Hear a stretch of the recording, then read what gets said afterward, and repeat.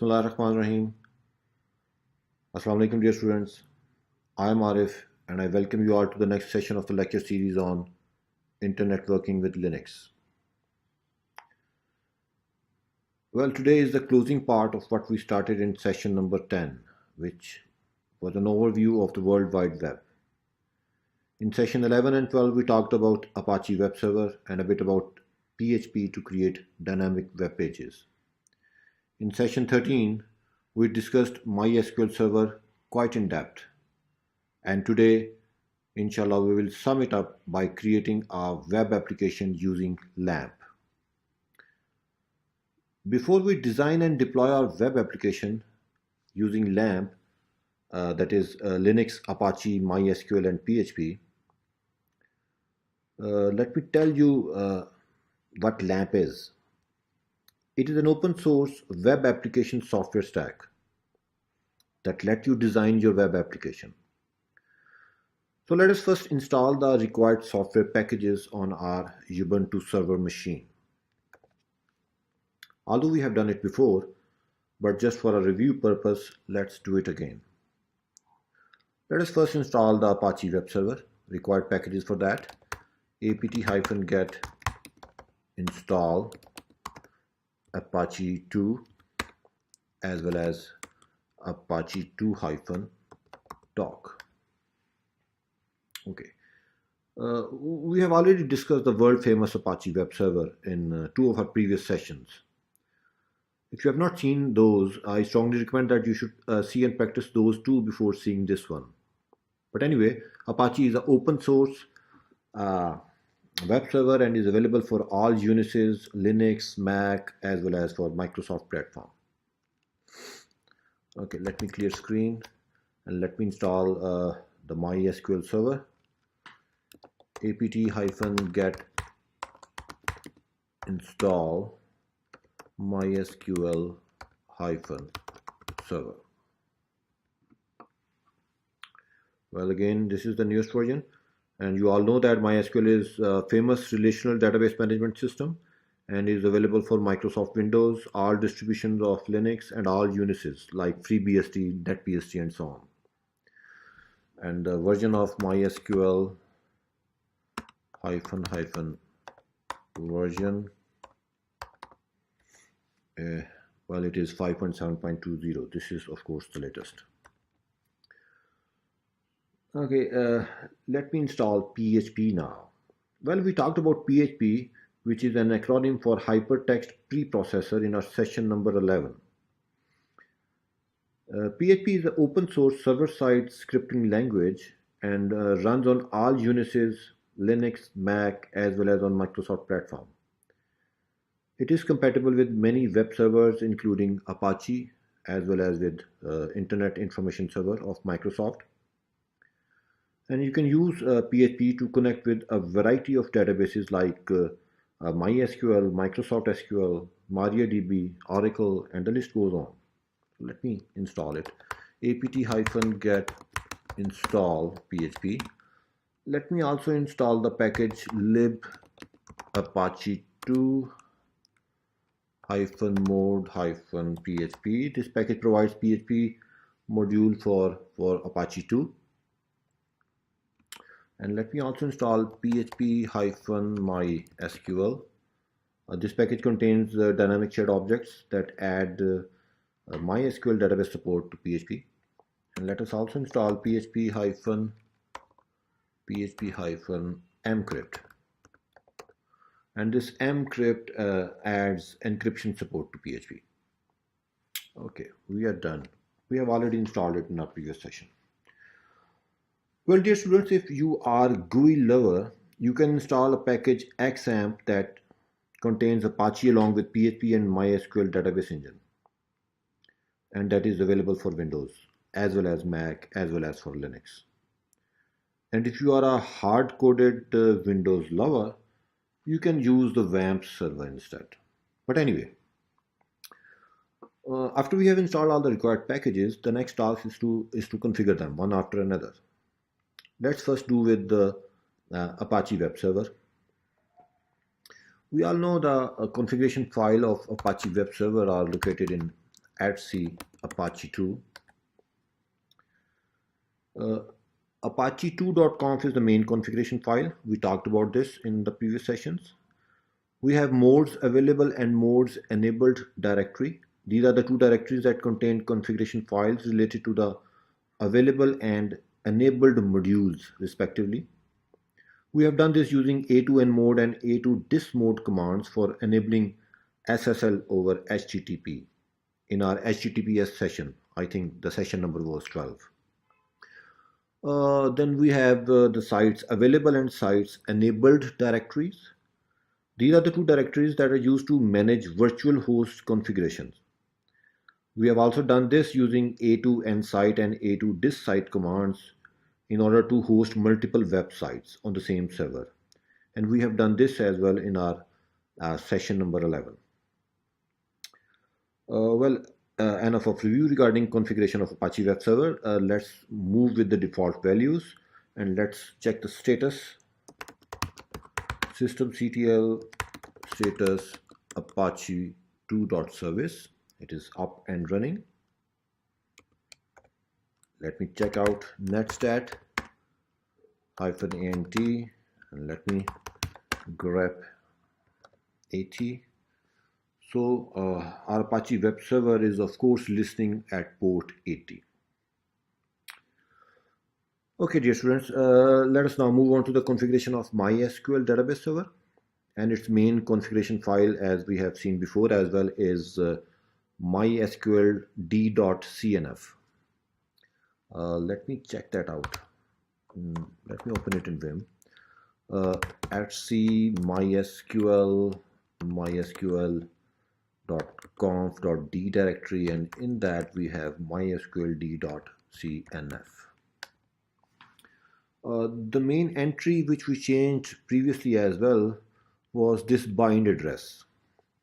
This is the only configuration parameter that we need to change, because we want that we should be able to access it remotely from other machines. So we have set it to the address 0.0.0.0 instead of 127.0.0.1. Please do this change, save and exit, and restart the service. Systemctl restart mysql.service. Okay, now let us confirm if MySQL daemon is listening on the default port, that is 3306 netstat -ant grep 3306, and you can see that MySQL server daemon is listening at port 3306, and it can accept incoming requests from any IP address. You can note this out from the IP address 0.0.0.0. Now, before we move on to the PHP component of LAMP stack, let us create a database and some tables in it that our web application is going to access later. Let me log into MySQL server as root. And we all know that once you install MySQL server, this user is automatically created. -u root -p means password. Enter the password and we are in. Let me show databases, and you can see we have many databases, and there is a database VideoDB which we have used in a previous session. Let me use VideoDB instead of creating another database. Let me see the tables. These are the three tables, and you can see the view as well, which we created in our previous session. Let me see the structure of the department table. Describe DEPT. Well, you can see that this table has three fields: the department number having data type int unsigned, which is the primary key and is auto incremented. That is, the user do not have to specify a value for this field when inserting data in this table. The other two fields are the department name and its location. Okay, let's see the data or records in this table. Select all from DEPT. Okay, it contains 5 records. There are 5 different departments.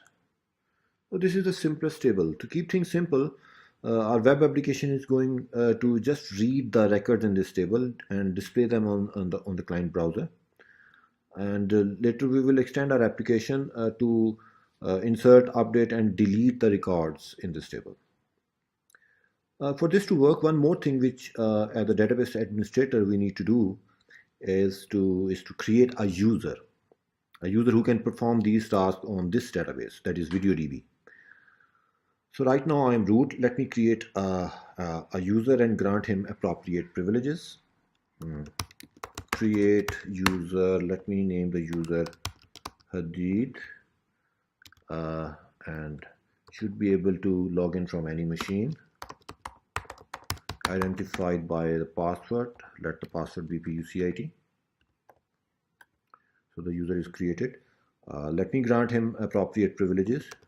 Grant him select, insert,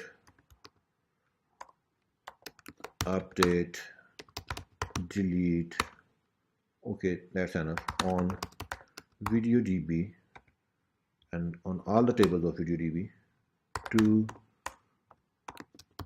Hadid from any machine. Okay, hope there is no typo. And let me confirm that show grants for Hadid. Okay, fine. You can see that the user Hadid has, of course, usage privileges on all the databases, and the select, insert, update, delete on all the tables of VideoDB. Okay, now before we start coding our Hello World application, let us set up a directory structure in the default document root directory of Apache Web Server. Let me quit MySQL, clear screen. Right now I am in var www.html. Let me create our directory over here with the name of let's suppose lamp. Okay, let me ls. Okay, mkdir lamp cd2 lamp ls. It is empty. Okay, so we have a document root directory var www.html lamp, which will contain all the HTML and the PHP files. Excuse me. Well, dear students, we can always use Vim as an editor for writing our PHP code. But you may like to use some integrated development environment, IDE, which is a self-contained package that allows you to write, compile, execute, as well as debug your code in the same place. Some IDEs that you can use for your PHP project are maybe NetBeans, Eclipse, or maybe PHP Storm.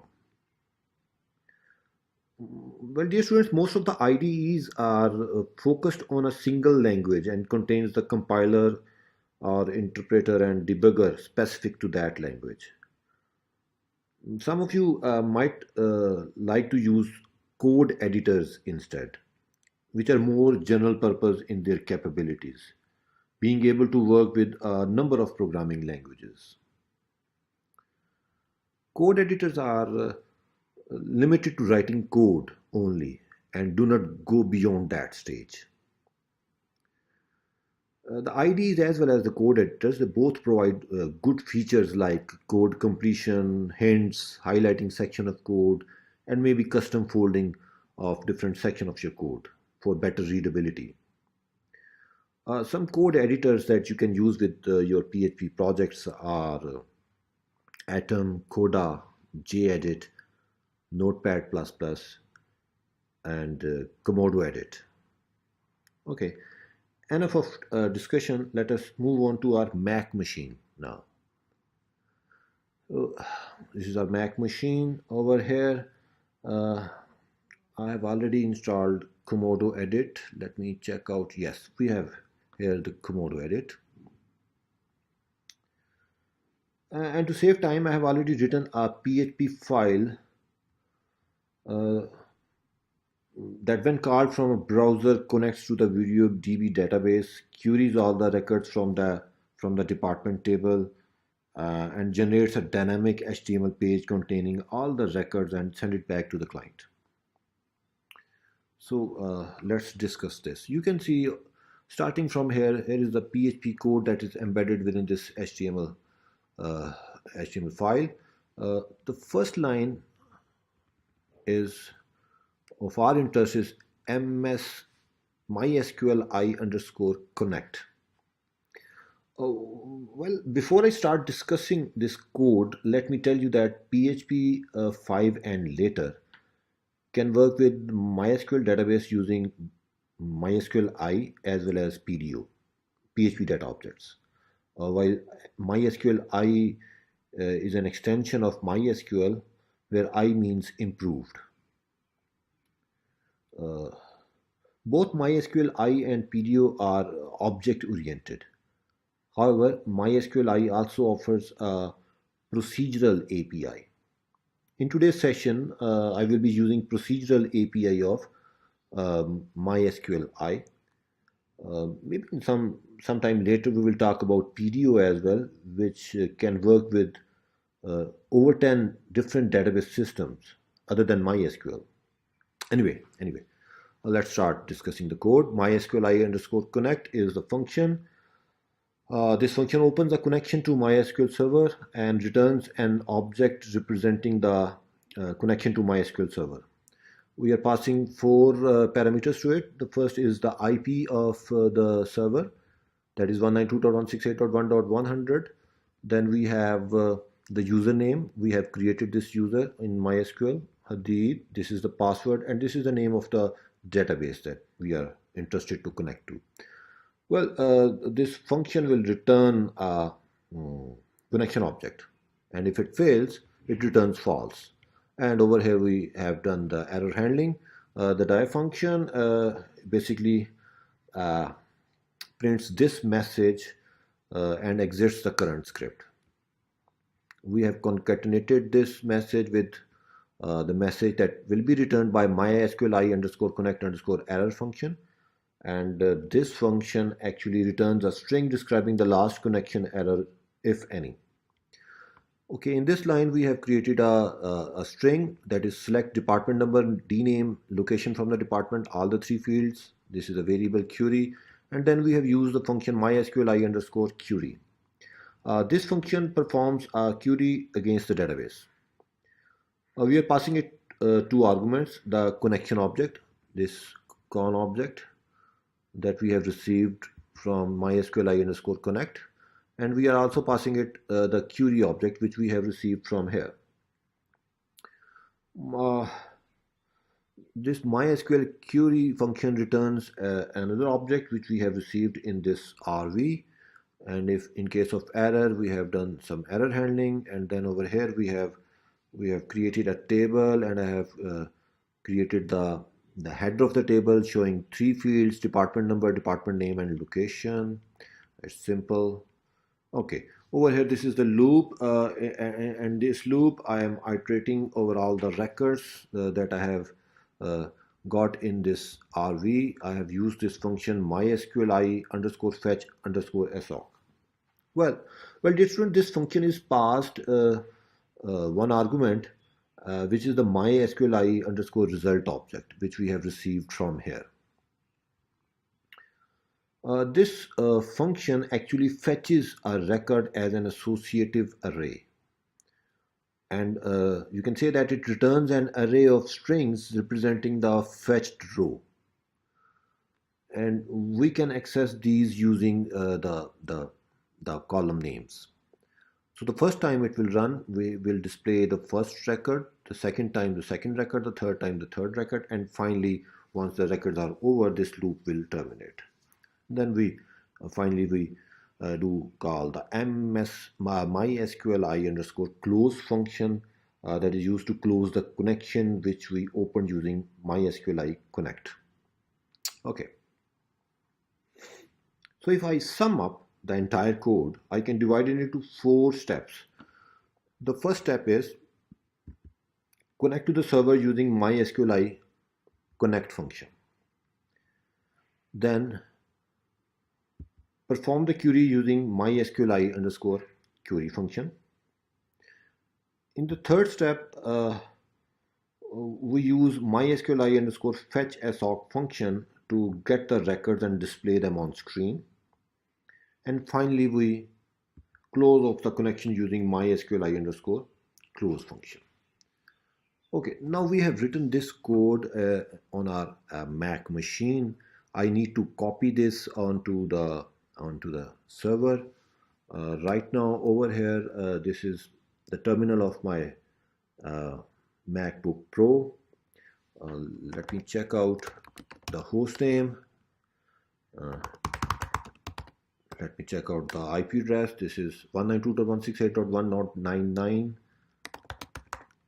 I am Arif, and my present working directory is inside the documents directory lamp underscore video.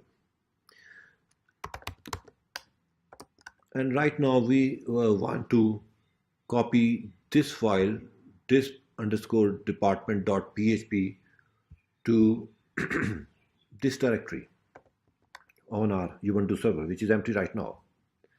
Okay, let me use the command scp and copy this to root at 192.168.1.100, and the location is var www/html/lamp. It will prompt me for the root password on that machine. Okay, the file is copied. Let me do ls over here, and you see the copy is there. Okay, so fine. Let us now move on to the client. The client is the Mac machine this time. Let me open a new tab and write down the address, that is http://192.168.1.100. This is the IP of the Ubuntu server, which is hosting our website or web page. Let me give the path lamp and the ISP underscore dept.php. Okay, so you see what has happened is we have got all the records that are there inside the department table: accounts, research, sales, defense, and operation. So far so good. Now let us try inserting a new record in the department table of VideoDB. Actually, I want to put in another record over here. Once again, to save time, I've written 2 files. One is input department.html and the other is process.php. Let us discuss the code of these 2 files. Probably in the previous session we have touched these things, so it won't take much time. Okay, so this is a HTML file which will display a form having its action that is set to process.php. The action attribute of the form element specifies where to send the form's data when the form is submitted. Then the other attribute is the method, which I have set to post. We do discuss the method attribute in detail in our session number 11 of HTTP server. You can place a get over here, or you can place a post over here, maybe head, put, trace, and delete as well, whatever the requirement is. We normally prefer post over get, and this is because if we use get over here, the values that the user enters are displayed in URL, and we have, of course, an upper limit of 2000 characters as well. And this is not the case with the post method. So we have used post over here. And over here we have 2 text boxes, one for the department name and the other for location. And of course we are not going to get the department number from the user because that is auto incremented, and then we have a button to submit. Well, the type attribute of the input tag, we are having text over here. Uh, on requirement basis, you can use date, URL, telephone, password, checkbox, radio, whatever to suit your need. Okay, so this data will be sent to this file. This is process.php file, and once again we have this PHP tag. You can see this PHP tag over here. Let me discuss this code as well. So this is the file where the forms data, that is mainly the name and the location of the department that the user has entered inside the form, will be sent. And the code inside this PHP part is basically responsible for inserting the record in the department table of the VideoDB database. Okay, first function is the MySQLi connect. We have discussed it. This is used to connect to the database, and then this is error handling, and then we have MySQLi underscore prepare function. Well, this function prepares an SQL statement, this query, for later execution with higher efficiency. You can note that over here inside the query we have not mentioned the values. Actually, we have put question marks over here. This function is passed two arguments. One is the connection object and the other is the query string. And once again, remember, the query string does not contain the actual values yet. And this function returns a statement object, or maybe false in case of an error. Okay, over here I have used the underscore post, which is one of the many PHP globals. Underscore post is actually an array of variables passed to the current script, and we can access this by mentioning the name of the form control. So these two lines actually, this underscore post dname and underscore post location, read the values that the user have entered in the two text boxes. Okay, the next thing we need to do is to bind these two variables to the prepared statement that we have already prepared. Now we need to prepare a statement. Instead of these two question marks, we are going to bind these variables to these locations, and this is done using the MySQLi underscore stmt underscore bind underscore param function. Well, this bind parameter function can be passed variable number of arguments over here. The first is actually the statement object. Next is a string which specifies the data types, of the variables which are coming ahead of it. And the two data types are strings, so we have placed a double S over here.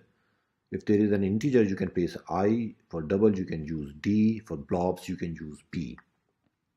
So we have just two values which we need to place over here. So we have SS over here. If there are three values, we can place SSS over here or whatever. So this is going to bind that. And then this MySQLi underscore stmt underscore execute, this function actually executes the query. Well, dear students, compared to executing SQL statements directly, this way of preparing the statement, binding the parameters, and later executing it has many advantages, like their efficiency as well as protection against SQL injections. Okay, this function returns the number of affected rows in the previous MySQL operation, which will be 1, of course, this time.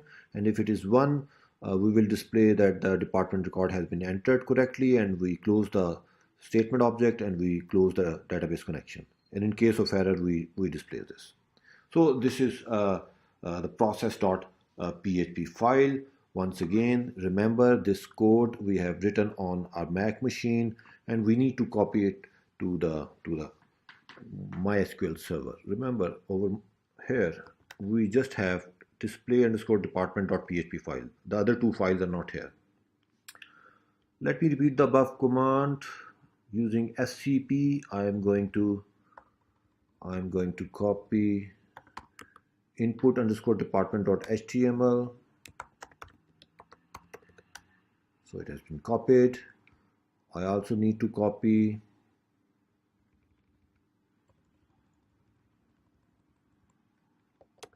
process.php file. It has been copied. Let me come up onto my document root directory. Let me do ls. You can see these two files are over here. Okay, now let us move on to our client machine, which is Mac right now. Open another tab in the browser. Let me write down an address, http://192.168.1.100. Remember, this is the IP of the Ubuntu server machine. And let me give the path, that's lamp, and this time I'm going to write input underscore dept underscore dot html.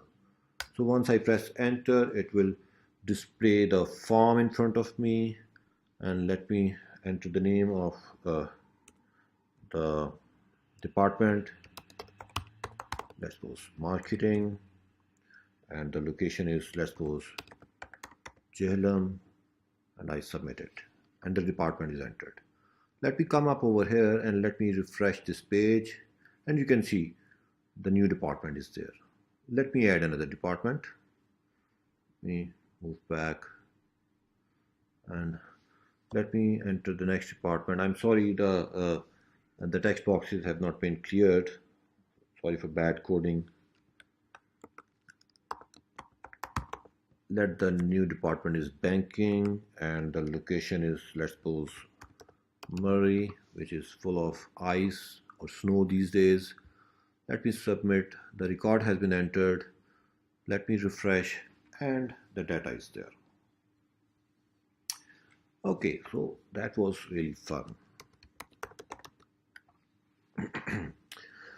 Okay, dear students, some of you might have objections on my coding style, as I have not taken care of standard coding conventions. Especially, I have not done any validation of forms data. So here comes the assignment part. You have to add code to ensure that all the required fields in the form must not be kept empty by the user. You need to trim all the unnecessary spaces in the data, if any.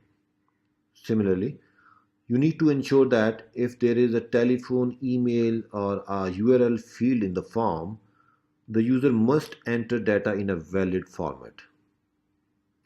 Well, this validation can be done on the client side using some new HTML5 attributes, or maybe you can use a JavaScript code. And maybe some of you prefer a combination of both. You can also perform this validation on the server side as well. For example, you can use PHP's empty function to check for required fields, and you can use PHP's pragmatch function to check for a specific or a valid pattern in a string. Now, a $100 question is whether this validation should be done on the client side or on the server side. Well, dear students, client-side validation responds quickly, as it does not require a round trip to the server. So if the user leaves a field blank or enters an invalid email address, the error message appears immediately. This way the user can correct every field before he or she submits the form. On the other hand, if this validation is done on the server side, the error message will appear after the user has submitted the form and have received the feedback from the server in another dynamically generated web page. The user then has to read the error message and hunt down the problem. This pain can, however, be eased by having the server re-render the form with the user's original input filled in. Well, students, from this discussion, it appears that client-side validation is better. But What if the user turns off JavaScript on the browser? Or what if he or she does not use your user interface at all and tweaks his or her HTTP requests with some other tool like curl that we discussed in our previous session? So this way, the malicious user can submit dangerous input to the server. Last but not the least, there can be some validations that cannot be performed on the client side, as they may need to access the database to validate that input. So I personally recommend server-side validation. Please try doing this part at your own, as I do not want to make this a programming course. Okay, so that is all for today's session. I hope it was informative for you all. If you have liked it, please subscribe my YouTube channel and share it with your friends. See you next time. Happy learning and Allah Hafiz.